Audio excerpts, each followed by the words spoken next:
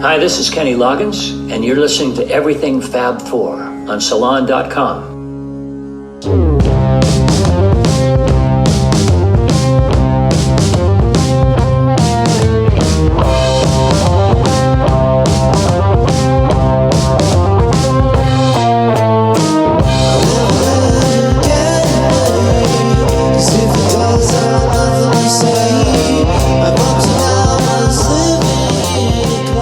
Welcome to Everything Fab Four, a podcast focused on fun and intelligent stories about the Beatles. I'm your host, Ken Womack, music culture columnist for Salon.com and a Beatles scholar and historian. No other band, or popular phenomenon for that matter, has enjoyed the global impact the Beatles have and continue to have more than 50 years later. They are part of our human fabric. They created music that continues to bring people together, and just about everyone has their own Beatles story to tell, some that are surprisingly deep and unexpected. This show seeks to draw those stories out in interesting and insightful ways. Remember, it's a Beatles world, and everyone has a story. It was pretty obvious. He was so delicious. He was so good looking. Had the most beautiful velvety brown eyes. He said, well, should we go out? And I sort of said, no, I'm so sorry, because I was going to see my boyfriend. And his face dropped. He looked so unhappy. And I thought, oh God, poor George. Maybe he doesn't know anyone in London. So I said, oh, well, you come join us. And he said, no, absolutely. This wasn't what he was thinking of at all. Today's guest is Pattie Boyd, an English model, photographer, and an eyewitness to key moments in rock and roll history, particularly in terms of the lives and times of the former members of the Beatles, especially George Harrison. In 1962, Boyd began her modeling career, later appearing on the covers of Vogue and other leading magazines. In 1964, she met Harrison while working as an extra on the set of A Hard Day's Night. After moving in together at Harrison's Kinfauns home in Esher, the couple married in January 1966. Boyd was a regular fixture in the Beatles' lives, attending the June 1967 Our World Live simulcast and joining them in Rishikesh, India for the group's February 1968 visit to Maharishi Mahesh Yogi's ashram. In 1970, Boyd and Harrison relocated to Friar Park, the former Beatles' enormous Victorian mansion in Henley-on-Thames. By 1973, the Harrisons' relationship was disintegrating, and in 1974, the couple separated. Boyd later married Harrison's longtime friend and collaborator, Eric Clapton, who had nurtured a long-running passion for the model. Over the years, Boyd has been the subject of numerous high-profile love songs, including Harrison's chart-topping Beatles hit, Something. In 1970, Boyd was the subject of the legendary Derek and the Dominoes album, Layla and Other Assorted Love Songs. The album's title track describes Clapton's unrequited love for Boyd. Clapton later composed the top 20 U.S. hit, Wonderful Tonight, with Boyd as his inspiration. In 2007, Boyd published her best-selling autobiography entitled Wonderful Tonight, George Harrison, Eric Clapton, and Me. In 2022, she published her latest book, Pattie Boyd, My Life in Pictures. And this coming April, she will appear as headlining guest at the annual Fest for Beatles fans. Welcome, Pattie Boyd. Thank you so much for joining us today, Pattie. Your new book is dynamite. Oh, Ken, thank you so much. I must say I'm very proud of it. I'm very happy the way it's presented. It's very elegant. It's a proper coffee table book. And I think it also has a sort of a bit of a history, fashion history to it, explaining about clothes, how clothes really from the 50s going into the 60s was not terribly attractive, more like my mother, you know. And then gradually we became really rather rebellious and skirts just had to get higher. What I really love about the book is the way that I feel like, and I have your other works, but I really enjoy the way the story emerges along with the photographs. So it creates a really vivid experience. It's not that your book Wonderful Tonight didn't do that, but it's such a visual and literary kind of experience. Yeah, Ken, that's really with the whole idea. I just think that people nowadays don't really have enough time to read a full book, that size. And I thought that anecdotes, giving a little smattering of an idea of what was going on in my life at that time, is fine. Combined with the photographs, I think it sort of works. It is, and it leaves, it's almost more of an emotional impact, interestingly enough. And your story, of course, is filled with them, including your early years with family life, and I know the challenges you experienced. But then I wonder if we could talk about how it all began. How did you? I think our listeners will be interested to learn. Were you discovered as a model? How did that career emerge? Was it always a plan? No, it wasn't a plan. I was actually rather a sloppy teenager and didn't really know what I wanted to do, but I was very keen on fashion. And anyway, my mother got me a job through somebody she knew at Elizabeth Arden, and so I turned up in Bond Street, very, very beautiful and elegant shop. And I wasn't really sure what I was doing except to help anybody, whatever they were doing, showing clients in to have their face treatments or haircut or whatever. And anyway, while I was there, somebody came in and asked me if I'd ever thought about being a model. So I'm afraid I had to tell a little bit of a lie, a white lie. And I said, no, I hadn't. And she said, well, I think you would be great. Please come to my offices. I work for a teen magazine, and we'll see what we can do. So the following week, I went to her office, and she happened to have a photographer there who took a few photos of me, and they were very pleased with the photos and took them and introduced me to my agent, who took me on immediately. So it was, I was really lucky. But then all the hard work began, where I had to persuade photographers to take photographs of me.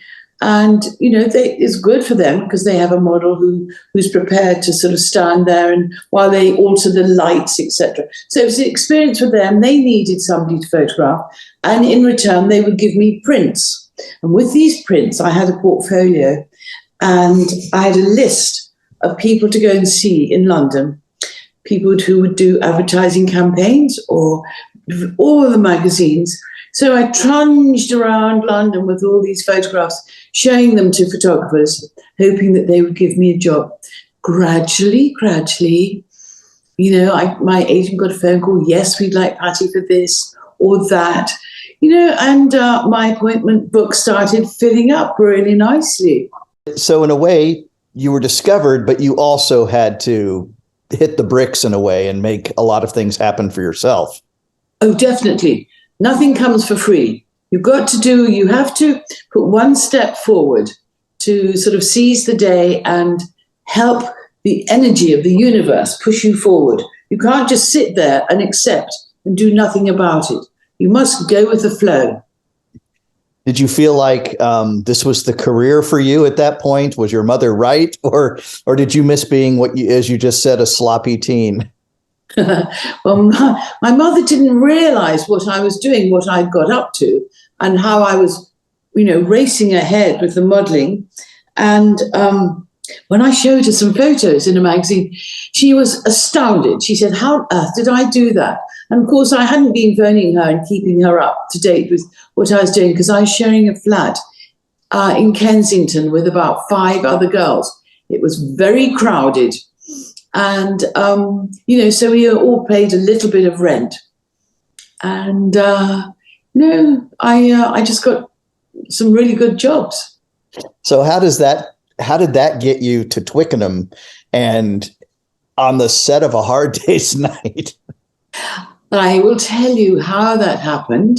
I was working for a photographer and his assistant came in and said to me that my agent had phoned her and told me after this job to go to an address in the West End of London with my portfolio of photographs for an interview. So I went to the address, and when I went in, there was this, big group of girls in there all sitting down, holding their photographs, all waiting to be called in. And then finally I was called into the room where there were about 3 guys and a couple of women. And I recognized one of the guys because he was a director and I'd done a couple of TV commercials with him. So I thought, it's for a crisp company. So I went home and the phone rang and my agent said, now you're not allowed to tell anybody, but you've just got a part in the Beatles film. I said, I think you've got that wrong. I mean, they haven't even seen me yet. I mean, how do you know? And she said, well, that was the interview you went for earlier. I said, oh, that's so funny. I thought it was for something else. I thought it was for a TV commercial. She said, no, it's for to appear in the Beatles film. And then I panicked. I said, well, the thing is, I'm very shy and I really hadn't planned to be an actress. And this is just going to be ghastly. I'd be too nervous. And she said, no, you'll be fine. You just have to dress as a schoolgirl and you've only got one word to say. And I thought, well, hey, I can do that. And she said, but don't tell anyone. And when I did eventually tell my boyfriend, weeks later, he said to me, I bet you'll fall for Paul McCartney. How wrong could he be? So he was already concerned then. Yes. Yes. So yeah. So when it comes to these Beatles, this is 1964 now. How aware were you of the sensation they'd been creating? Do you know, I wasn't completely aware. I think probably people in America were more aware of them than we were in England, because England really didn't have kind of like fanatical fans as they do in America. I don't know why, but I'd heard their music and I really liked their music, but I had no idea that they were going to be as, globally famous as they were. And of course, Hard Day's Night, it's still right at the cusp of some of that fame. Yes. Yeah. It was the first film they'd made. And they were emerging. They were still emerging, still working, still touring and making records and, introducing the world to who they were and, wanting everybody to listen to their music. Quite rightly so. So whom did you meet first of these new guys? Well, it was very funny, Ken. I was on the train with a couple of the other girls, and the train took off from Paddington Station, and we went on for about 20 minutes, and then the train suddenly stopped at this tiny little railway station, and there was nobody on the platform, and then I saw 4 figures. And this was like a movie in itself. Anyway, these 4 figures, naturally, of course, were the Beatles. And they hopped onto the train, and then they came into our carriage and introduced themselves and shook our hands. And then they went and we started laughing. Oh, my God, they're so charming. They're so polite and they're handsome. And the train took off and then filming began. So was your boyfriend right? Did you sort of fall for Paul? No, I didn't. I thought they were all absolutely divine. They're so funny and so witty and fast. And they had this funny Liverpool accent that I had never heard before. And so, and there were a lot of words we didn't know what they were saying. We didn't really understand them. And the train journey was about 5-6 hours to get down to Cornwall and then 6 hours to get back. So we were on the train a very long time, long enough to all get to know each other as well as doing, filming. I can't watch those segments and not just fall in love with I Should Have Known Better all over again. Yes, I know. It's a beautiful, beautiful song. I think the film was very nice. I understand. I did see it again. I saw it obviously when it came out, but then I saw it again years later when I was on Catalina Island, and they got a copy of the revamped, cleaned up version of the film. It was absolutely fantastic. I thought it was a really good film, and it's very clean and crisp and very black and white.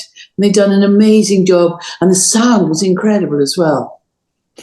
So when did you sort of discover that George liked you or you liked George? Or or how that emerged. Well, Ken, it was pretty obvious. He was so delicious. He was so good looking, had the most beautiful velvety brown eyes. And we would find ourselves sort of quite near each other a lot of the time. We sat next to each other at lunch. And then as we were coming back towards London, apparently, now I don't remember this, he asked me to marry him, but I must have thought, oh, it's part of their Liverpudlian humour. So I took no notice of it. And then he said, would I come out with him that evening? Should we go out? And I sort of said, no, I'm so sorry, because I was going to see my boyfriend. And his face dropped. He looked so unhappy. And I thought, oh, God, poor George. Maybe he doesn't know anyone in London. So I said, oh, well, you come join us. And he said, no, absolutely. This wasn't what he was thinking of at all. And so that was it. Now, if this happened today, we would exchange phone numbers, with our mobile phones. But there were no mobile phones in those days. And I might never have seen him again. But Dick Lester, the director, obviously thought he wanted us to see each other again, because he called me and the other girls back to do a press shot at Twickenham Studios. And of course, by this time, Ken, I told my boyfriend that perhaps we shouldn't be seeing each other. Our time was up. Our time was up. Basically, I dumped him. So then when I saw George again, and he said, how's your boyfriend? I said, well, I don't have a boyfriend. So that was it. That was the start. We'll be back with more from Pattie Boyd after these messages. We're back with Pattie Boyd on Everything Fab Four. Is it true? Was your first date chaperoned by Brian Epstein? Well, I suppose you could say that. I was actually 19 and George was 20. And Brian organised everything for us. He organised where we should have dinner in a club where he was a member and we weren't members. So this is how we got in. And then I think, he wanted to have dinner with us anyway. And he knew the menu. He knew which wines to choose, etc., because he was quite sophisticated. And we were very young, and we'd only been to sort of little bistros, little cafes before. And so Brian was there to sort of educate us, I suppose you could say. When did you start to realize that maybe George was the one?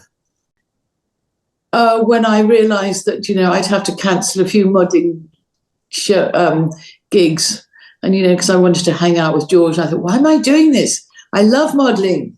And of course, I realized I'm mad about George. One of the wonderful things, and I get the beautiful honor every fall of teaching a Beatles course here on the Jersey Shore. And we go step by step, song by song, album by album. And it is amazing the progress from those earliest songs all the way to the end. It's just magnificent. Yeah. What was it like for you to be right there and watch this, something that's going to last for centuries, happen right before your eyes and right behind your ears? Yeah, well, you see, the thing is that at the time, you don't realize that I didn't realize that I was in such a unique position. I knew I was in a pretty good position, but at the time, you see, the Beatles didn't even know how long they would carry on being famous. So let alone, here we are, 2023, the people are still talking about them. They still have many, many fans. And they didn't think like that in those days. We didn't know that their fame and their notoriety and their music would last quite so long. It does seem unimaginable, right? That the idea that, some musicians are still going to be well known 50, 60, 100 years later, in a beat band does seem pretty outlandish. Well, it is. It's, I don't know. We never knew. Who would know? Who would have guessed? I mean, I remember the press would come to the house that George and I lived in, and one guy said in all seriousness, he said, "When is the bubble going to burst?" And, and that was in sort of like 66, he said that. 1966, he thought the Beatles were going to come to a crashing end. So, the press didn't have any idea that it would last quite so long. And ultimately it is that music that keeps driving this story because, somewhere today, a 6-year-old is discovering the Beatles and they can't get enough of them. Can you believe? I know, it's extraordinary. So when you are, of course, seeing what George is up to up close and personal, and his growth and his elevation from the songwriter who writes "Don't Bother Me" to "Here Comes the Sun" during those Beatles years is remarkable. That must have been something to witness. Oh, yeah. I mean, I just think George's songwriting got better and better. He was so super talented. But there was frustration there because, being in the studio with John and Paul, who were, like the ultimate duo songwriters, it left little space for George, although in every song that John and Paul wrote, George, would give his bit, he would add to it, to each song. And, but they'd only allow him really and truly to have 2 of his songs on each album. So it was a bit frustrating for him. But, on the other hand, he was building up a wonderful catalogue of his music. Those bits that you mentioned, we in our class just last year, we actually devoted attention to listening for those bits and the contribution that they made to these Lennon and McCartney compositions. And it's extraordinary. I mean, listen, Please Please Me, right? George comes up with these guitar licks that make the song. Yes. And it happens over and over again. There we are, Ken. Absolutely. Absolutely. So, it's all of them really well. I don't know so much about Ringo, but certainly the 3 were very close and worked, they it didn't matter who wrote the song. They all worked as hard and contributed as much energy and creativity as possible. So you must have, by this point, gotten to know Big Mal. One of the reasons, of course, they could work all night was they had this guy who would go get some takeout or get new guitar strings in the middle of the night. What was Big Mal like? Oh, he was like a big bear. He was like a big cuddly bear. He was always there, and he always had a little smile and soft eyes. I remember him. Well, he was sweet. He would be so sweet. And there was nothing that he would say no to. He was never in a temper. He was always so sweet and accommodating. And if anybody needed anything doing, if he wasn't doing something for one of the Beatles, then he would go and do something for me, for example. He was adorable. You performed, as I like to remind folks, an important role in bringing Eastern ideas to George and then eventually to the Beatles, right? Well, I mean, I was the first one to learn how to meditate. Yes, this is correct. But George was aware of meditation and Indian culture because we had been, the year before, we had been around India with Ravi Shankar, who introduced George to not only sitar and Indian music, but, culture and spirituality and yoga and everything that, India has to offer. And so we were aware of it. But when we got back to England, I saw a little advertisement in a newspaper that said somebody was giving classes in meditation. So I phoned a girlfriend and said, let's go and check this out. And we loved it. It was transcendental meditation. And we can't lose the sight of the importance of this. Here is the biggest band in the world and most probably in history, and they take time out, along with you and others to go and experience this. It's really quite extraordinary. It's hard to imagine any artist today saying, I think we're going to go spend time with Maharishi, or later we're going to spend time and go to Rishikesh?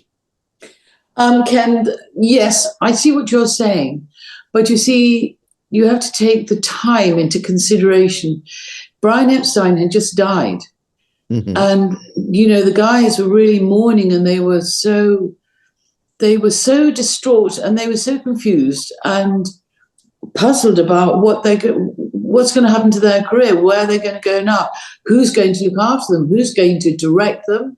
Plus, he was their dear, dear friend. And Maharishi had the idea that, maybe if we all went to India, it would be a splendid opportunity to mourn Brian's death properly and be quiet and, away from recording studios and fans, and, just to be quiet and reflect on Brian's life. Well, it was certainly magnificent, and it, of course, created opportunities for them to move away from, the psychedelia of 1967 and back to a more guitar-oriented sound, but also to, as you yourself did, connect with those ideals yes. from Eastern thought. I'll show you this photo. I know you've seen it 1,000 times. It's one of the saddest I can even think of. Oh, when you went to Brian's memorial. Yes, there's George in the back smoking away. On his right is me, and on his left is Neil Aspinall. And this is Paul in the front, isn't it? Yes, and obviously poor Big Mal just looks shell-shocked. Yeah, doesn't he? Behind the wheel. Yeah, he's got this responsibility of driving us all there.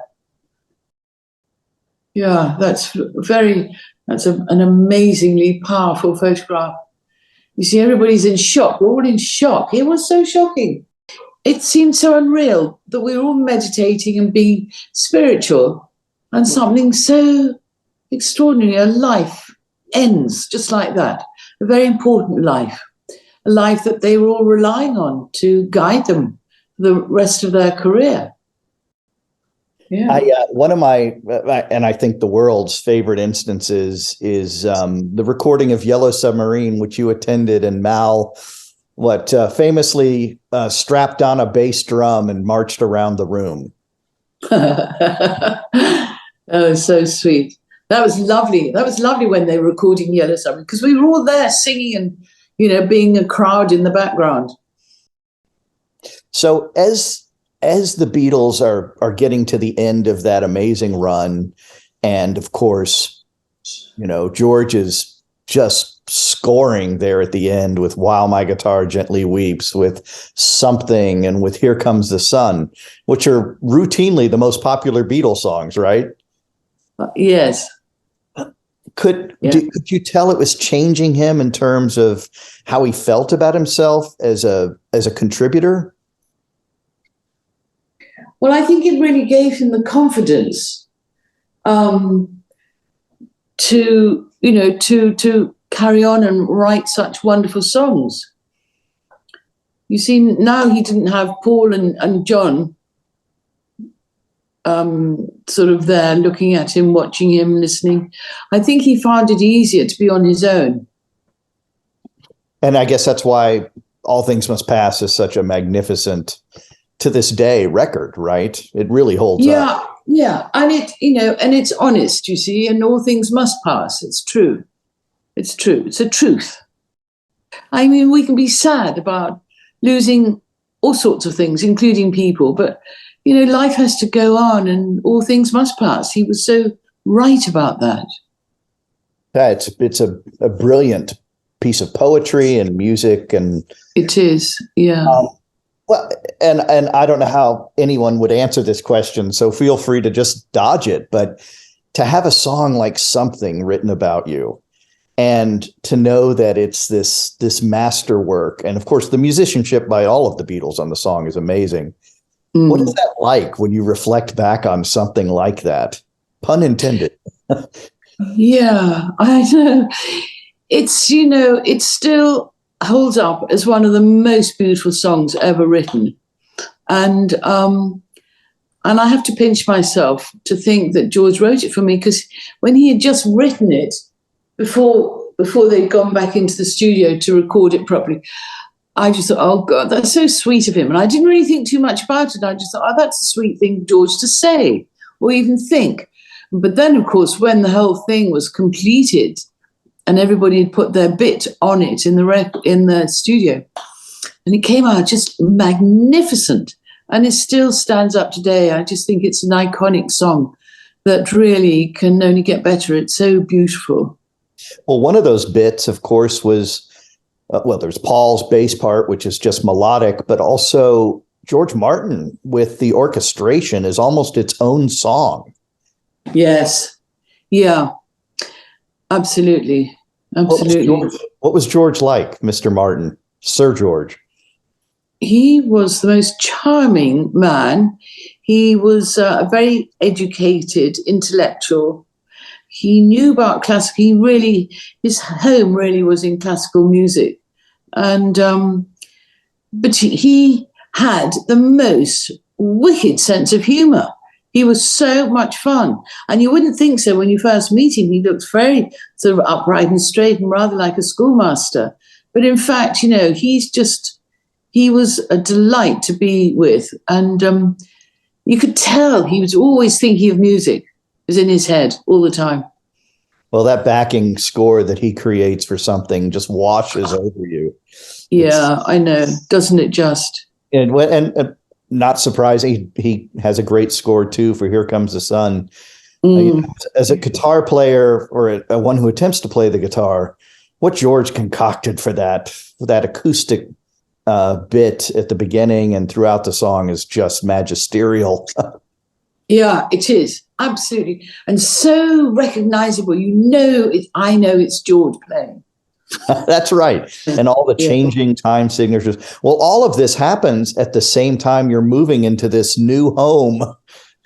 Yeah, gosh, that was a huge task. I don't think we realized what an enormous task it was going to be. I mean, it really was. It took years.